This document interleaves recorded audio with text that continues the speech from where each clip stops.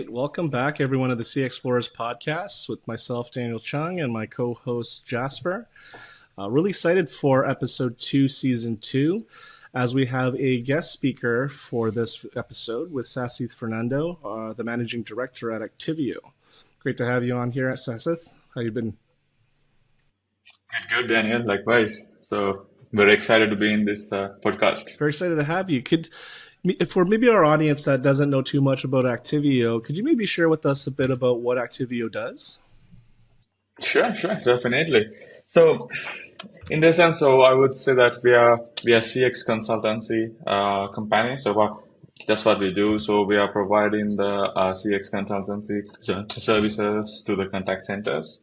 From the customer experience side, from the agent experience side, how we can actually use the technology to resolve the business needs, business gaps, and basically we are building the bridges between the business and the technology. That's what we do.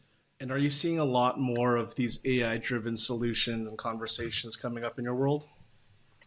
100%, I would say. I would say all the senior managers, contact center directors, VP of contact centers, they're really, really eager with the AI stuff at the moment, and also at the same time, I see a lot of misunderstandings of AI as well, right? How we can adapt AI into the contact center, those kind of stuff. Yeah. Sure.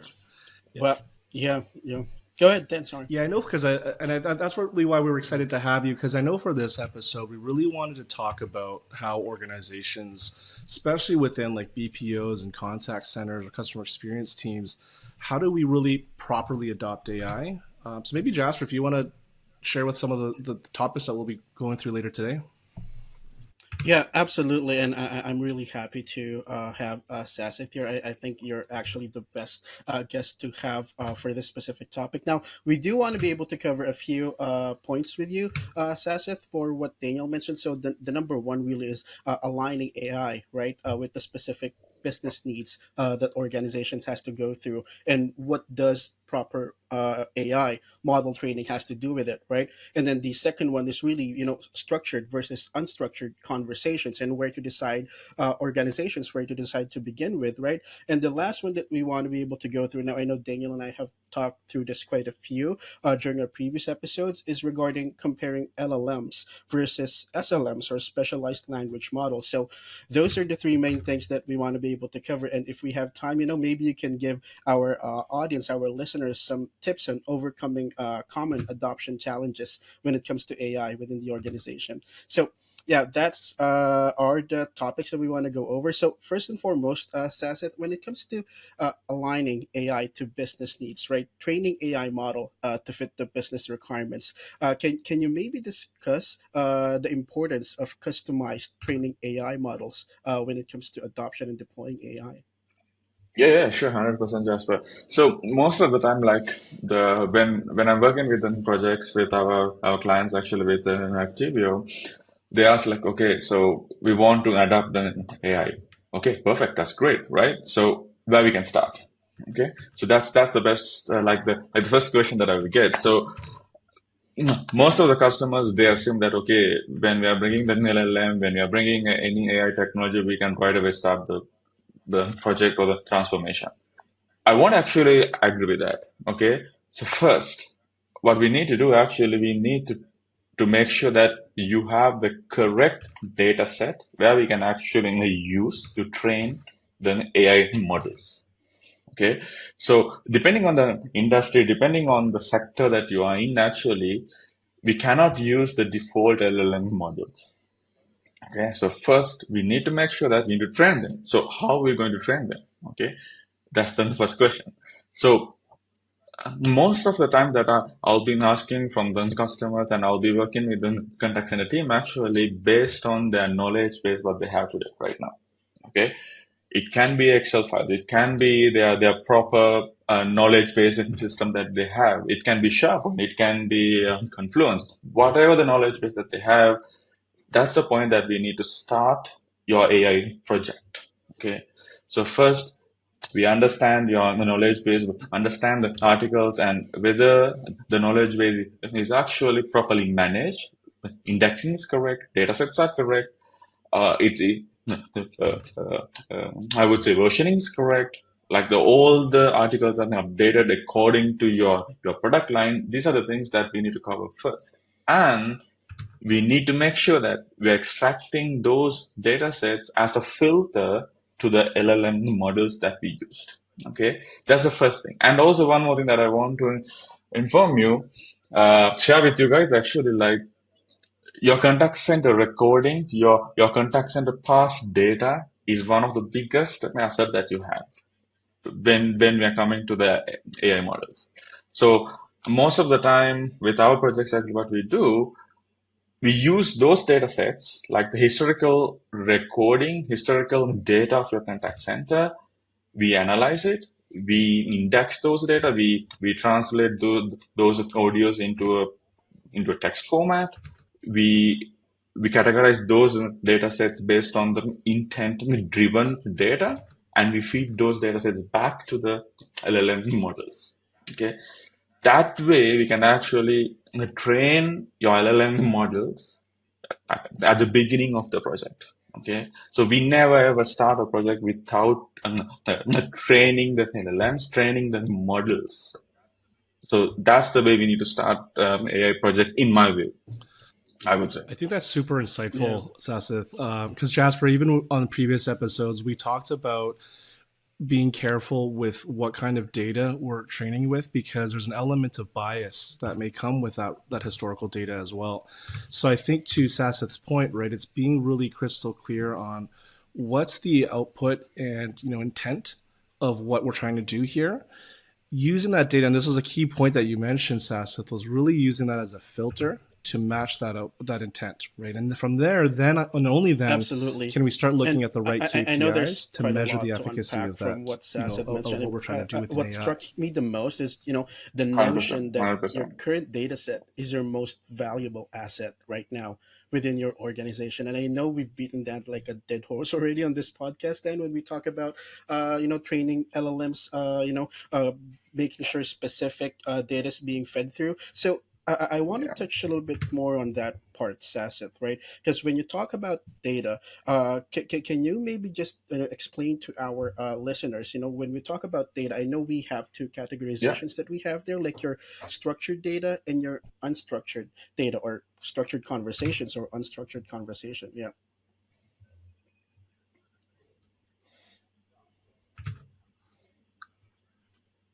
Yeah. Sure, definitely. So when it's come to the unstructured conversation, actually, like we will say, like generic questions about any product line that you have. Like, for example, if you're taking about let's take an example as an airliner. So if your customers are asking a generic question about the flight status, like those kind of information, those are basically categorized as a unstructured conversations. So, and it can start like these conversations, actually we can start the conversation, we can actually post the conversation, and later time we can actually continue the conversation as well. So there's no basically specific structure to this conversation. So those are the unstructured conversation that we're having. So especially those kind of conversations when you're using the AI to solve these questions or the concerns that are raising by the customers, we need to make sure that you're using the filter, you're using a knowledge base of your internal KMS systems. Like it can, like as I mentioned earlier, it can be any case in the KMS system. It can be an Excel file, it can be a Word document, it can be your proper SharePoint or a Confluence or whatever system that you have. But we need to make sure that those unstructured conversations, we need to properly filter. Why we need to do that? LLM models are basically, it has a large data set which is common to any organization. Okay, like the same question a customer can ask for, like the customer from airline industry can ask from the chatbot, and also the same question asked from a different domain. It might have two different answers based on the domain, okay, of the business. So that's why it's very important to make sure that you're using your knowledge base and you're training your LLM with your data set for Yeah, those it did. It did. unstructured Sorry, Dan, go um, ahead. uh, questions. Did I answer your question, Jasper? I had a question. So, in Yeah, regards to like leveraging a lot of your historical data, your chatbot yeah. conversations, and this may be a very 101 type question, but is it more prudent and kind of risk adverse if a company decides to start with text based type of AI, structured and unstructured data, or does it really not matter whether it's voice or email or chat? Because I know that there's a school of thought that really starts this out from like leveraging chatbot historical data and understand those queries, then moving that to some sort of automated email response based on those filters and kind of what it's picking up, and Yeah. eventually applying that natural language processing model to drive voice AI from that same historical data. Is that a logical path, or does it really not matter where you decide to start from, whether it's for voice and chat directly jumping into it? Um, in my view, actually, so let's go a couple of years back in the contact center history. Okay, so we introduced like maybe 10 years back, maybe like around that time. So we introduced the omni-channel experience, multi-channel experience to the contact center. So the same customer can actually reach to your contact center from email, from chat, from voice interaction. Why they're contacting you? Maybe for the same reason, maybe not, but it's your same customer. Okay, so when you're capturing those past interactions, actually, regardless of the channel, you need to make sure that you captured all of those reason of contacts and the resolution given by your agent or by your self-service, and then feed that back to the LLMs. So I don't think No. that the channel is a big concern at the moment, I would say, right? So it's more important about the data, and also at the same time, with my experience, actually, I think like the most unstructured conversations are coming from the chatbots, maybe from emails as well, but more structured conversations are coming from the voice side. So that's my experience. Okay, if you are getting more unstructured conversations from the voice, you need to make sure that you divert those conversations into a chat or a self-service options. Okay, so that's our recommendations that we are providing. Yeah, And how, and I'm going off topic here, Jasper, so don't slap my wrist too hard. But in terms of when we kind of look at these types of interactions where we can apply NLP, is I'm just wondering in terms of like really driving, I guess, prioritizing elements of this, right? Because to your point, where there's so many different yeah, types of conversations, when you're on voice, the agent has the ability to control some sort of narrative of where that call is going in terms of the information being yeah, fed back. But to your point, in a chatbot, I know for me, it's like just let me talk to an agent, and then again, it has no idea what to do at that point, right? So I'm just wondering, how do we kind of make sure that there's the same experience? And I know to your point, right? It's about taking objective data, making sure that it's consistent across the board.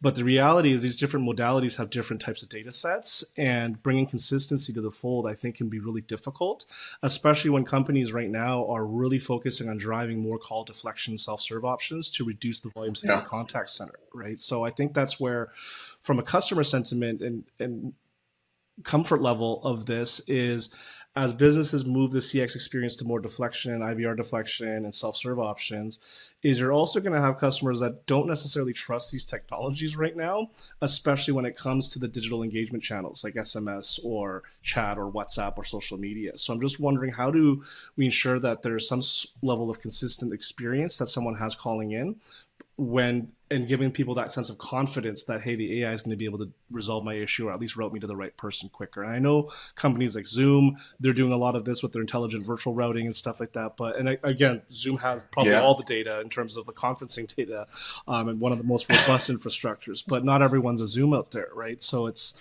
yeah, yeah. how do we really go about doing this the right way that instills confidence?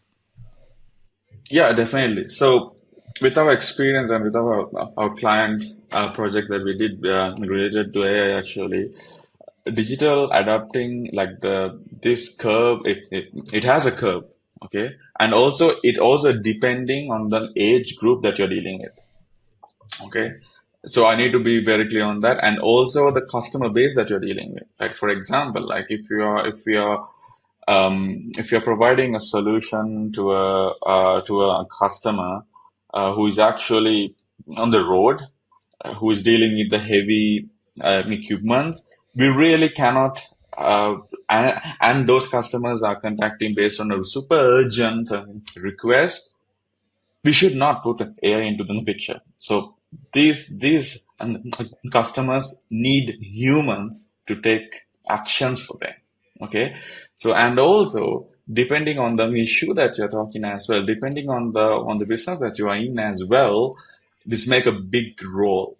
Okay. So one of the Yeah. thing that we are doing at Activio is actually we understand your customer experience. We understand your customers. We understand your the requests coming from the customers, and then we actually recommend. We actually direct you to what time we need to introduce the AI and also the self-service. Okay, and to answer your question, Daniel, we need to make sure that we should have always an agent escalation path from AI. Okay, so there's a big misunderstanding in the industry. Is Yeah. actually AI going to replace 100% your agents? Okay, in my view, that's not going to happen. That's not how you need to manage your CX experience. Okay, AI is not a replacement tool. AI is actually, I would say, empowering a tool for your agents and your CX. Okay, so for example, if you are introducing a chatbot for a self-service option, we should the AI should be able to understand that this customer is not happy right now. Is he or she asking the same question again and again? This bot is not going to work right now at this time, so we should have an escalation right immediately. This kind of a intelligent experience we should connect with the AI actually. Like for example, if you're taking the AWS technologies, which is very famous in the CX industry right now, it always provide the escalation option to the basically self-service bot. It can be in the chat, it can be in the voice. So always it has an escalation path. And one thing that I recently read is actually one article. There are some technologies in the testing environment is actually engaging the agents in multiple times, include during the self-service chat. Like for example, when we start a conversation from the self-service option, there's a need that we need to have an agent in some part of the conversation. So we bring an agent, and after certain at the time, again self-service can be jump into the picture, and again after certain of time, again we need to bring agent. So it's a mix of the self-service plus the agent. So I would say this kind of technologies is the most relevant to the CX in terms of the enhancing the experience of your customers. Not only AI, not only agent, it should be a mix. And I mean, me and you were talking to that at Absolutely. the conference coming up next week in terms of human intervention, Yeah. augmented intelligence. Exactly. And I think, Jasper, I mean, this aligns with Yeah. everything we've talked about, because I think Exactly. there's And an I think overall that fear, approach, especially with Sasith, Optimus also is a Robot being very good released and example like of the new how ChatGPT. Yeah. There's a lot of, modality I think, AI reluctance is and right fear now. It's not because a lack of always understanding via of what chat these or things can text do. that you And talk I to think, AI. Like especially we when all you know see with the Optimus Robot, ChatGPT you're and like, oh my a God, lot this of is the iRobot, LLMs. right? So But I guess talking again, I'm about going to that, put my Sasith, order in. we talked about But on I this think, episode a to lot your about point, large Sasith, right? language It's models, right? refreshing So to hear I want that, to be able to because also kind of just a pick lot your of brain times I and think get there's your no thoughts glide about path set forth SLMs, in right, or terms of the Yeah. specialized or efficiencies AI small can language drive? models And that I know Daniel and too I early have on, talked do about. we So, do remove you the have agent element any completely? insights or any Because thoughts again, about for LLM BPOs versus especially, it hits their SLM bottom that line, we have right? And going on for right now? clients, hits their bottom line as well, because I don't need an exorbitant outsourced call center to do this. I can do this with all AI. And that's the goal I think everyone tries to move towards very quickly. But to your point, I think there needs to be really an understanding of this is the best we're going to get to in the current state. It might be a 30% reduction and maybe a 25% reduction, but there needs to be a human element in there for any type of escalations, or if someone has an urgent matter that's related to health and safety. We can't rely on a machine for that, right? Because at the end of the day, we can't hold the machine accountable for those things either. So I think that's a big piece of that when we look at the use cases, talking about structured, unstructured, and to your point, right, it's really about identifying what's that marker of when we kind of have a human interfere or do a spot check. Yeah, exactly. And also, like, I just want to bring some example up, so which we did a very recent project actually, that I would say that this will be very relevant to the topic that we are talking right now. So we did one project with one of our customers actually. Like, we implemented a chatbot. Okay. Again, our vision was to reduce the handling time and also the increase the first call resolution. Okay, so that was the KPIs for us. Okay, so what we did actually, we allowed the chatbot to get a picture from the customer, and we analyze the picture. Based on the picture and content of that picture, we guess the issue by using the LLMs, and then we escalate the requirement to the agents. Okay, it's not 100% self-service option, but the first minute or two that your customer explaining the issue to the agents, we cut that time. Okay, so by just sending a picture and analyzing a picture. Okay, so this will be a great example how we use the AI with the mix of the agent. Okay, it's not a replacement tool, it's actually empowering your customer experience. Right, because you can essentially take that and use AI for intelligent routing to get to the right person much Yeah, faster, right? So yeah, 100%. Absolutely. I love your answer for that, Sasith. And Daniel, I think it's only going to give justice if we invite Sasith in for another episode, because these are the types of conversations, Sasith, that Daniel and I love to talk about on this podcast. Yeah.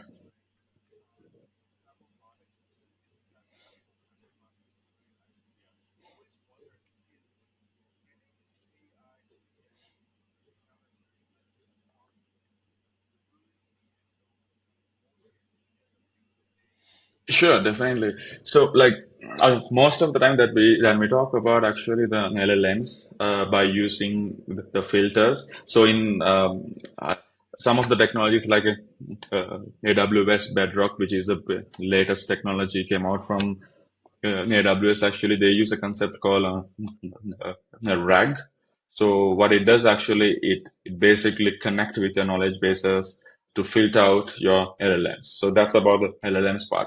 So if you're talking about the SLMs actually, so basically most of the time, so I'm commenting from the contact center world. Okay, so most of the core technology of the contact center, it can be in AWS, it can be Genesis, it can be Cisco, whatever the platforms, is actually comes with most of these with the SLMs actually. Like for example, if you're talking about the AWS, they have the Lex, which is actually covering the conversation and AI part, right? So but again, I want to clearly highlight that even those SLMs are actually, we need to make sure that we use a filter to make sure that it's relevant to your domain. Okay, like, so that's the most important thing. Like if you're using a chatbot, like it can be dialog flow from the Google or whatever the chatbot that you're using, it has a common data set. Okay, we need to understand that. Okay, and also I want to bring another topic actually, like in terms of the SLMs. Absolutely. I couldn't agree more on How that. human-like is your SLMs? Okay, like when you're talking with an a real human, actually, Yeah. like say that, okay, so I want to check the order status of this whatever the order, and at the same time, if I said that, hey, today is my birthday, so like the real human, actually, they will say, oh, happy birthday to you, Mr. Sasith, or something like that, but is that human-like experience are you going to get from the chatbots? That's the part that we need to go. Okay, even with the SLMs.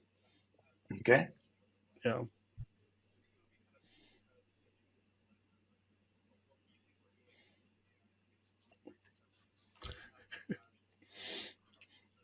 Absolutely. Yep. For sure.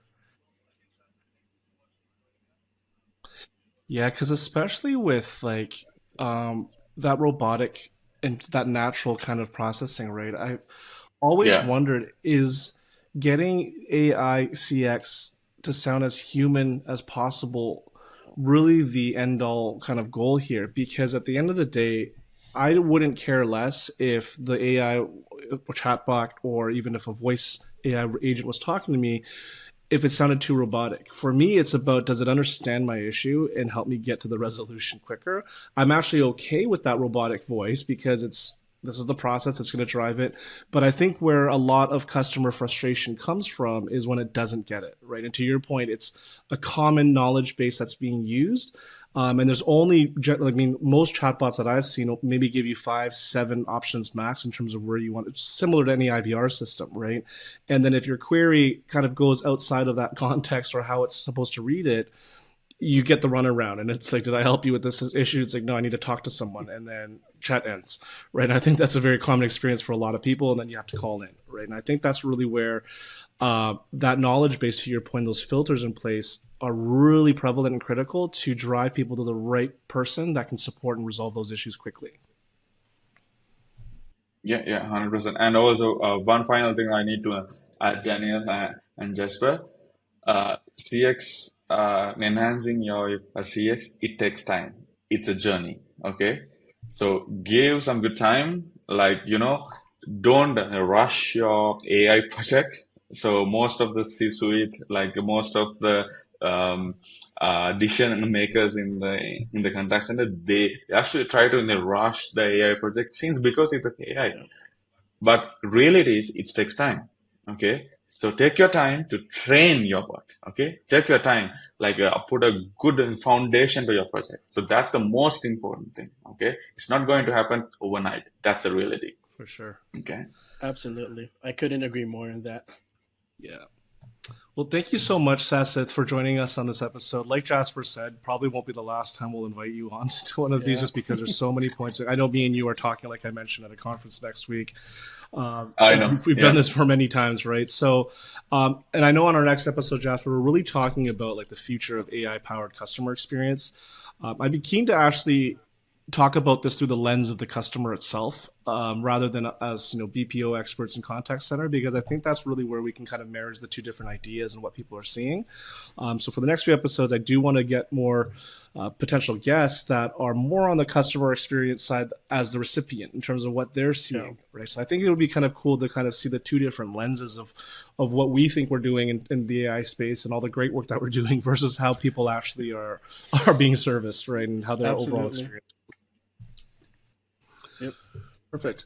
Well, again, Sasha, thank you so much for joining us. I'll see you shortly in person. And again, for all of Definitely. our audience and listeners, thank you for tuning in. Don't forget to like, subscribe, and any comments you guys want to drop as well for suggested topics. Those are always welcome for me and Jasper, because again, this is a lot of different AI topics that are out there. So again, anything that resonates with folks out there that they really want us to focus on, more than happy to dive deep into some of those topics as well.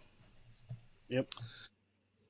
And Jasper, Thank you very much, everyone. thanks as well, Jasper, for joining. Take care, everyone. Absolutely. Thanks. Thanks.